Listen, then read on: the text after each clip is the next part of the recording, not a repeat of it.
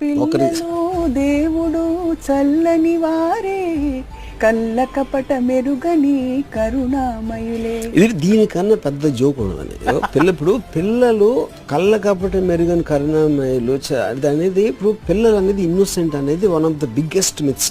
ఎందుకంటే నాకు ఊహ తెలిసినప్పటి నుంచి నేను మహా పెద్ద కంత్రి. నేను ఎప్పుడు 5 ఏటో 6 నాకు ఇది సరిగ్గా గుర్తులేదు, కానీ నాకు ఊహ తెలిసినప్పటి నుంచి, అంటే అంతకుముందు అంటే ఊహ తెలియనప్పుడు అనేది ఇట్ ఈస్ ఇర్రెలవెంట్ పాయింట్.